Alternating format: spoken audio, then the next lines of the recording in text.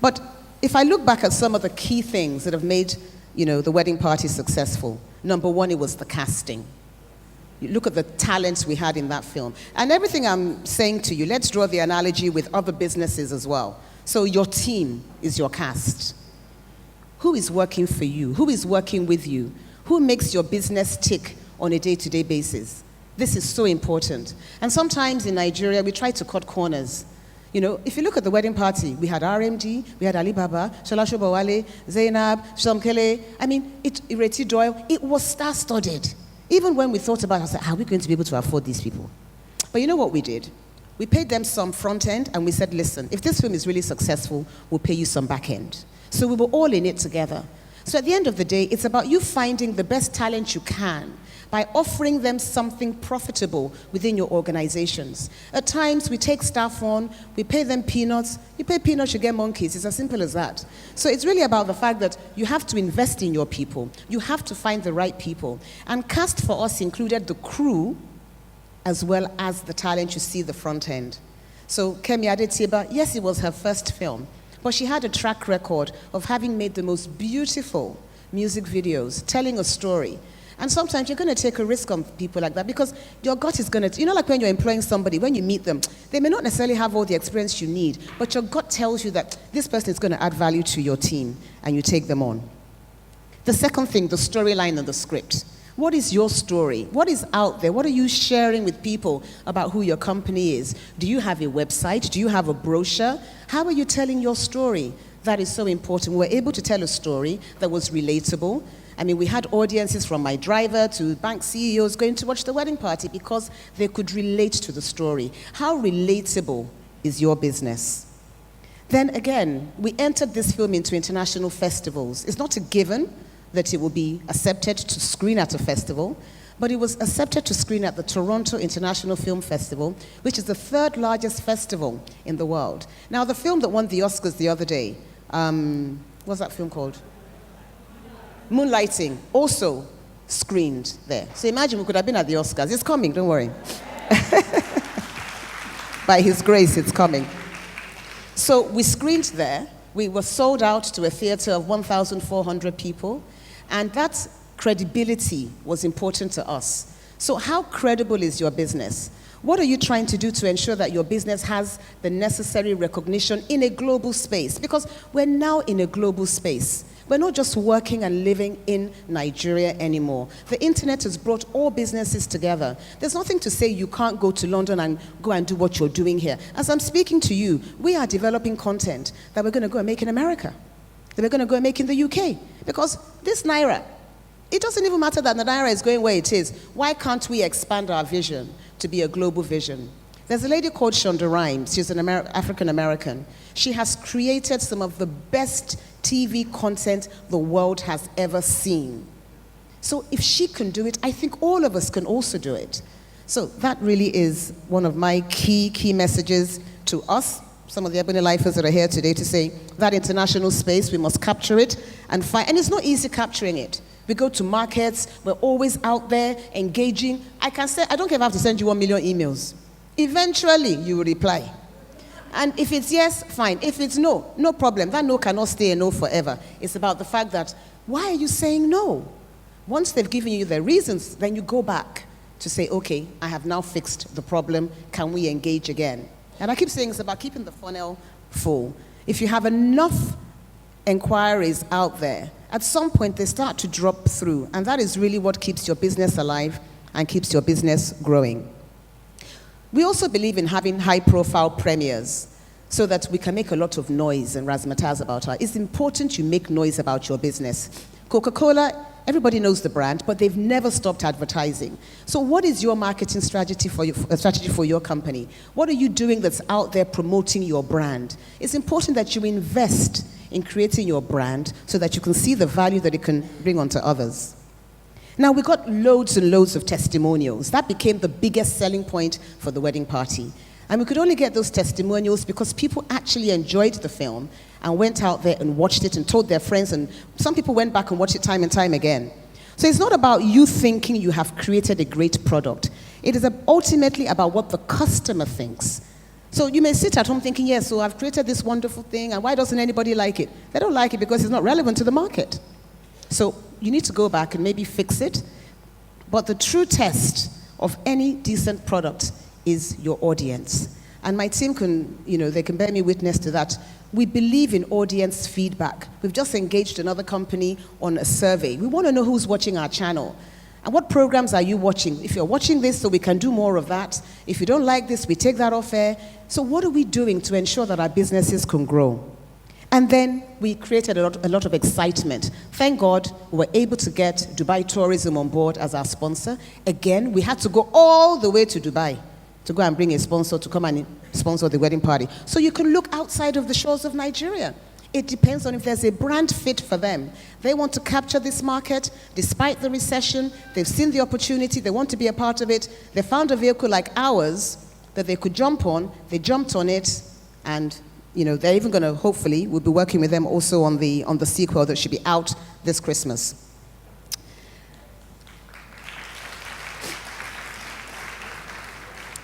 Now, a few tips for success. These are my personal tips. I'm going to run through these quickly because I know I'm probably out of time.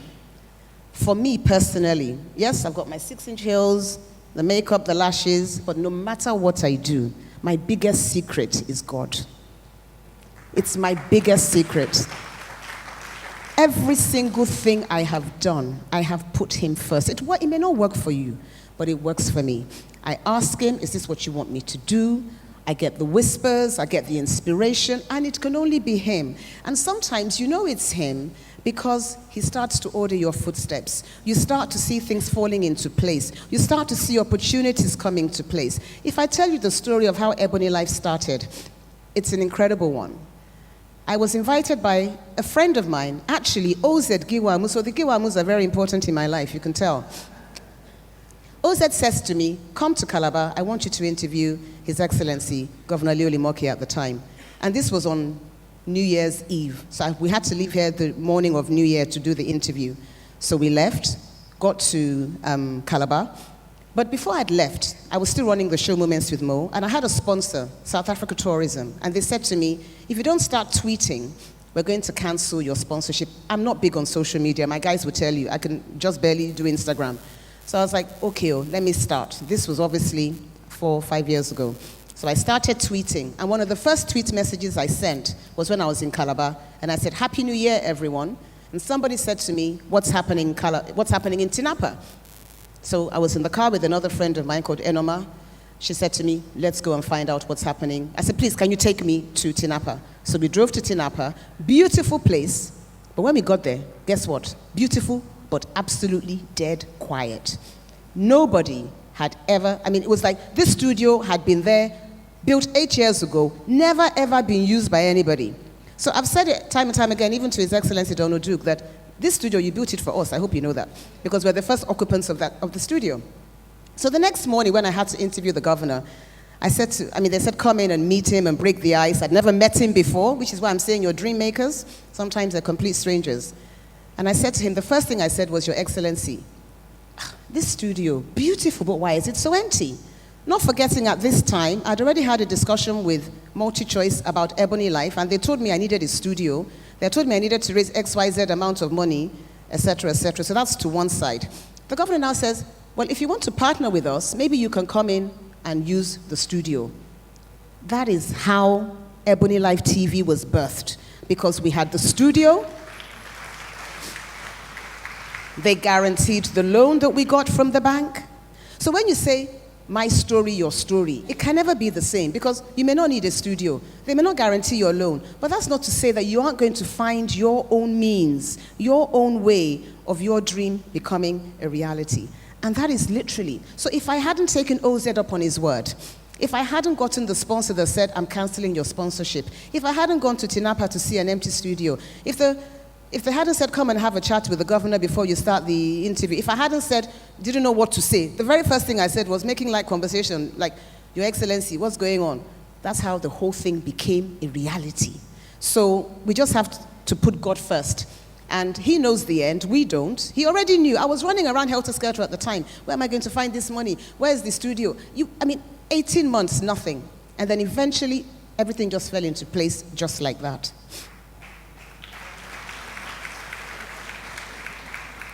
Another important thing is to understand your DNA. I really understand my DNA. I know who I am. I know I'm aggressive. I know I'm persistent. I know I'm tenacious. I know that sometimes some people don't like me.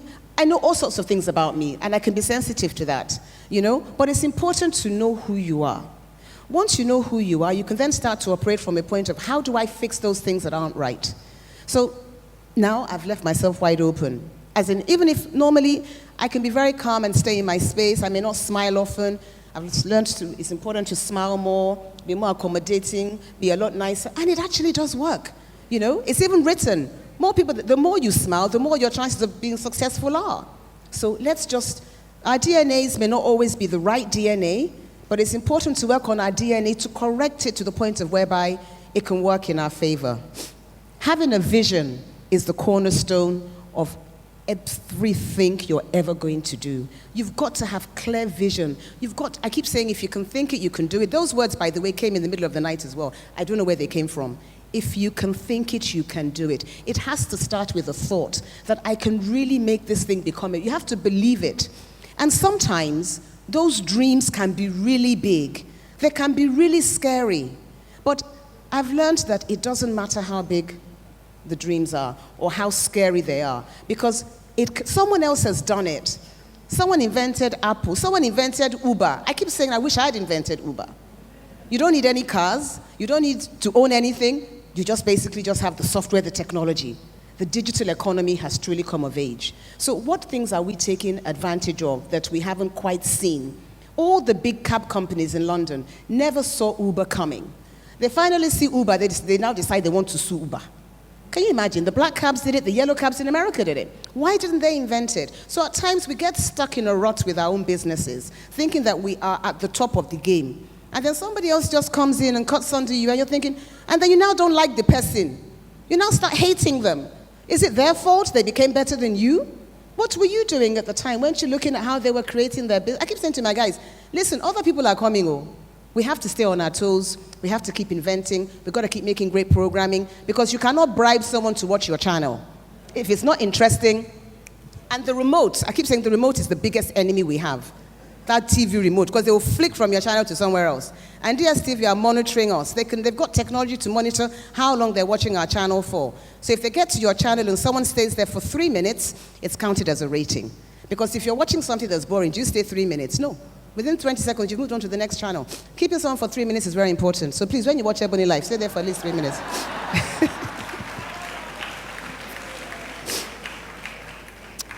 Planning and execution is key to everything that we do. Some of us sometimes have big dreams, but how are we executing the dreams that we have?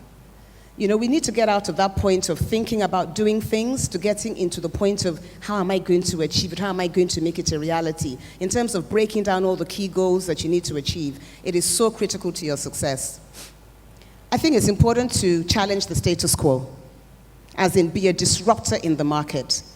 So what are those things? And you're not going to create anything that doesn't already exist. You're just going to create a better version of it. So what better version of what exists today are you going to likely to create? I think it's important not to fight growth, but to be the growth and to explore new opportunities. And I think Nigeria is ripe for this. There's so many opportunities here that we sometimes see as challenges. Let us take those challenges and try and see them as opportunities. And ladies, we are operating in a man's world. But let's always remember that we are women and we must retain our femininity. It's a God-given gift, and I don't think we should discard it aside. I think it's important to look after ourselves, to eat well, to remain healthy, to exercise, look after, do all those really important things that really make us women. For me personally, it's a mantra, and I believe in it. Ladies, please employ ladies. Yeah? If I am interviewing a man and I'm interviewing a woman, if the man is as good as the woman, in some cases he may even be slightly better. I'm going to employ a woman. If I look at our team at Ebony Live TV, some of them are here with me today. Eunice is our head of strategy. Esther is our head of HR. Heidi is our head of programming. We have our head of legal is female. All our senior producers are female. Monica, head of social media, where are you? She's there somewhere, you know. We have a top-heavy female team, and I make no apologies for that. I also happen to think that men can't multitask. They can only think of one thing at a time. So we know we have special gifts on how to do 20 things at the same time. I'd rather employ those that I know they're going to deliver despite whatever the challenges may be. Spend more time with friends that encourage you. Because as you grow, some of your friends may not be growing with you, but spend more time with business associates that encourage you. It's very important. Never underestimate your competitors. Keep being the benchmark they're trying to beat. It means you must keep innovating, you must keep being creative. Share your recipe with success with others. Because your DNA is not my DNA. My journey isn't your journey. Our journeys differ. But there may be certain things that I can learn from you and certain things that you can learn from me, that we can both together be the best that we can be. Because there aren't going to be a million TV channels in Nigeria. But if you're running a branding company or an events management company, you could provide service to me. So I can share my pain with you. You can share yours with me. Maybe I can help you brand. I can put some adverts on television. We can look at that exchange. I'm not sure there's enough of that happening amongst women. And men are very good at doing that. They're not emotional about business. They just see it as a function in terms of how they need to survive, you know, pay the bills and all the other things that are demanded of them. Success can create enemies. Be wary of that. It can create enemies. But in terms of it creating the enemies, it's therefore important for you to keep succeeding. Because as much as you're successful, someone is waiting for you to fall so they can occupy that space. So you can't afford to be sleeping at any point in time. You've really got to be out there looking for the most innovative ways to ensure your business can grow. Never be too proud to say sorry. I've learned, it took me a long time to learn that, especially with those that I work with. You know, I mean, at times I'll go off on a screaming match and I'll pick up the phone and say, I'm sorry I screamed, I'm sorry, but I was just having a bad day, whatever it may be. But I think it's important to learn that we are human, we're going to make mistakes, and let's admit those mistakes and stay humble as we can. I have a quote I'd like to share with you from Colin Powell. So this is not mine, so I'm not going to be accused of plagiarism here.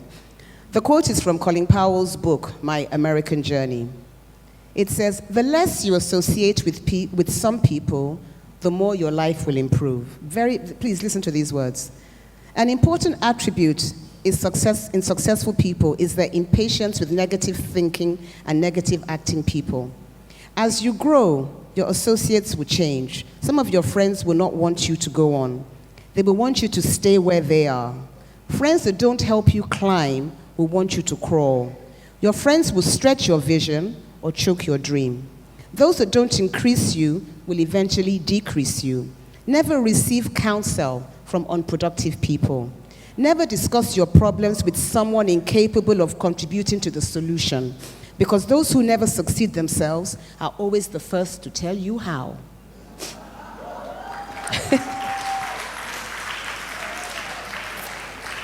If you run with wolves, you will learn how to howl. But if you associate with eagles, you will learn how to soar to great heights. In prosperity, our friends know us. In adversity, we know our friends. Never make someone a priority when you are an option for them. Excellence is not an exception, it's a prevailing attitude. The words of Colin Powell. Now, these are my words that I would like to share with you. The most important thing in this life is to find your God-given purpose. It's not always easy, but once you do, and once you spend your every day putting the building blocks into that God-given purpose, it will never fail. That is God's promise to those who listen to him. Therefore, do not fear. Just keep forging ahead and see how that purpose multiplies and becomes unstoppable. Thank you very much.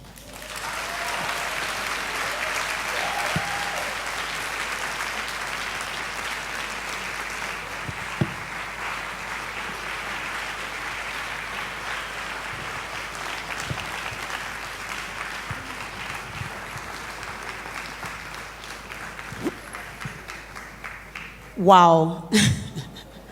That was definitely a very, very inspiring lecture.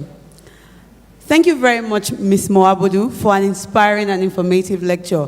I'm sure a lot of people here have been impacted greatly. I don't know about you, but you know what? My notes are filled up. I was taking notes furiously as she was talking. It was just so much I learned from her from what she was saying to us.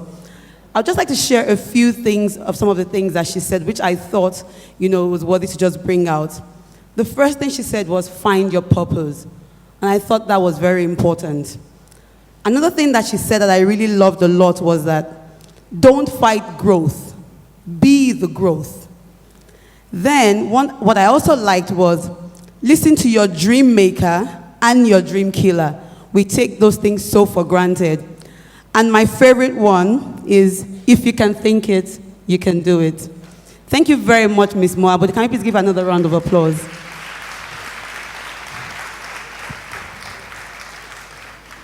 We're now moving on to the next part of today's event. It's a Q&A session. And our moderator for that session is Mr. Audu Maikori, the founder and president of the Chocolate City Group. I'd just like to share a bit about Mr. Audu Maikori for us. Audu was born in Kaduna and attended King's College, Lagos. He obtained his law degree at the University of Jos and was called to the Nigerian bar in 2001. He has worked in several firms, including Chief Afebabalola San & Co., and also CPSCS, Transcom International, a Canadian infrastructure firm, where he headed the legal and regulatory teams on the privatization of the railway, power, and mass transit system. He is the founder and president of Chocolate City Group, a media entertainment company that was founded in 2005. It consists of CC Media, CC Distribution, CC Kenya, and CC Music, a record label which is home to some of Nigeria's biggest artists, including Femi Kuti, M.I., and Jesse Jaggs, who's one of my favorites, by the way. In December 2011, Chocolate City Group was named the winner at the prestigious Africa Awards for Entrepreneurship in Kenya, having been selected from over 3,300 applicants from 48 African countries. He's also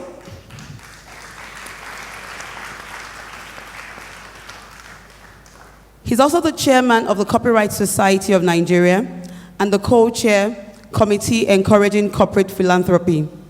He's also a fellow of the Nigerian Leadership Institute and a member of the Nigerian Economic Summit Group. He's an alumnus of Pan-African University, my school, and MIT Sloan School of Management, Boston.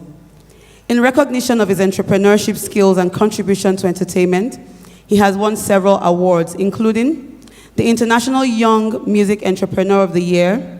He was a global winner in 2007.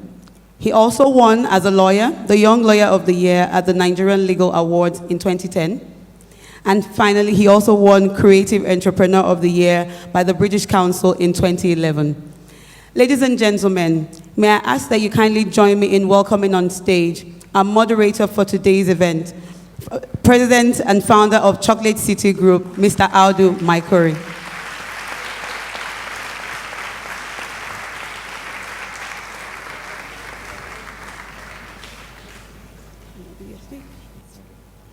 Thank you very much. So, Mo,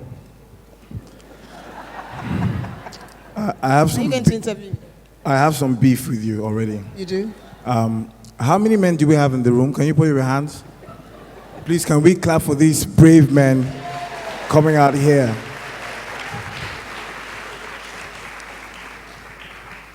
If any of you came to look for a job here, definitely you're not getting a job. Not while Mo is here. So, I have a couple of questions. Okay. The interesting thing is that when I was taking my notes about all the things you said, you practically said or answered most of the questions I wanted to throw at you. But let me start with the very first question. Wedding Party has done 450 million naira. That's 500 million naira in a year where there's a recession. where we have barely 70 cinema screens. If somebody actually told me that we could do that amount of money with the screens that we have, I would say it's impossible. Now, comparing that with the first movie you did, which was 50, what were the critical lessons that you learned that you brought to this new movie? I think with everything that one does, one has to, obviously there will be lessons learned. One major lesson I learned is that I spent a lot more on 50. And I think sometimes when you're starting out with a project, you always spend more the first time round. But no one's going to get you a second time. Because people will try, and they will try, especially in Nigeria. So if something is meant to cost ₦1, they'll tell you it's going to cost 5. And I'm very good at pricing. So if you tell me it's 5 naira, I'll say 1.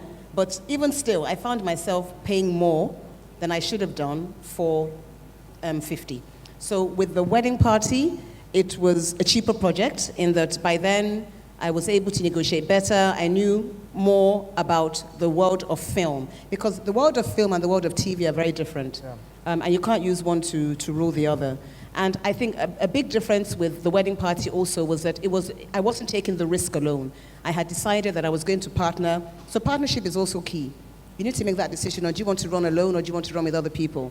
And with the wedding party, I decided that there was strength in partnership, and one of them obviously was Film One, and they owned the distribution arm. So I think that also helped with regards to distribution. And yeah, I think the major thing was the investment and also the partnership, I would say, were the two major lessons learned. And also, the second time round, we relied more on local talent. With 50, I was flying everybody in. And it became a very, very expensive project. But then it was now looking to say, let's find the very best that Nigeria has. And we spent a quarter of what we spent on the wedding party and made 4 times as much. So. That's fantastic. Please clap for Film One and Ebony Live TV. Now, I think one of the things that happens mostly in businesses is the issue around partnerships, which is how do you find the right partner? You know, in Nigeria, everybody's the Oga. Have you noticed that? Everybody's the CEO, chairman, you know, and everything. But you made a very important statement, which is that you learn from 50 to partner more and open up. And clearly, the results are clear. Now, but what do you look for in partnerships? What are the ingredients that make sure that you do not sign on the wrong person and that you are able to sustain the relationship beyond just that project and onto other things? I think it's important to look at the strength of the partnership and there's no point having a partnership where you both do the same thing. So there's no point Film One and Silverbird having a partnership because they both have distribution arms. So it's important to look at who can add value to the project and then to actually look at defining the roles and responsibilities of everyone. Because if not, you're going to find, I've learned a lot from even this partnership, that in another partnership that I'm about to go into now, the roles are clearly defined. There's a project management team that everybody is reporting to. Before, everybody, as you said, wanted to be, I'm an investor, I'm going to be part of running things. And it can't always work that way because everybody's job is nobody's job. You know, someone needs to drive, and there must be clearly defined, you know, sort of responsibilities for everyone involved, rather than everybody doing the same thing. So I think that's, you know, for me, partnership is really about having a team that can add value.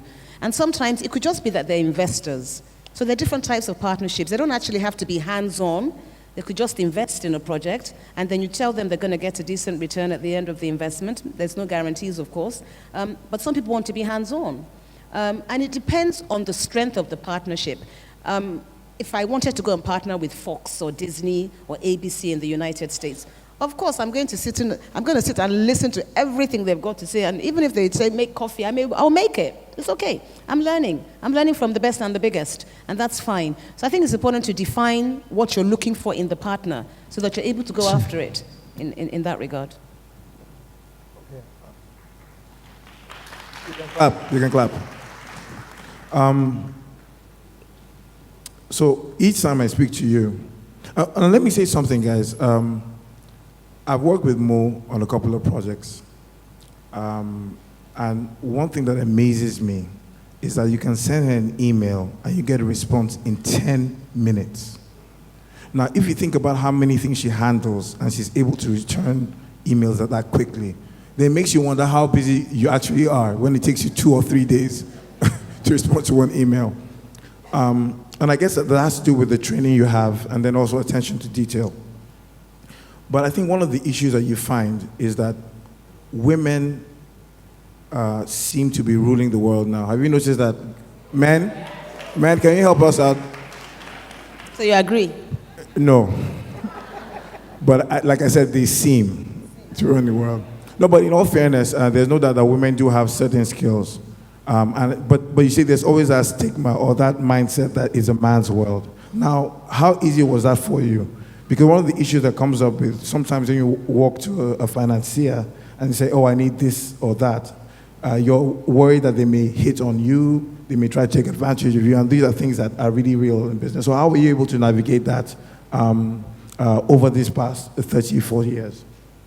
I think, if I'm going to be absolutely honest with you, yes, some men will hit on you. It doesn't matter if you're married or if you're single. Some men just have no regard for that. So it's really a matter about, it's how you now decide to manage the relationship and how you put yourself forward in that relationship is what I think is really key. But I've found that even some men that hit on you, eventually, they'll hit. Men get tired of hitting. Once they've met you once, they've met you twice, they've moved on to once they see that there's nothing coming from that corner, they've moved on. And then you find they just become your really. Sure? I'm very sure. I am absolutely 100.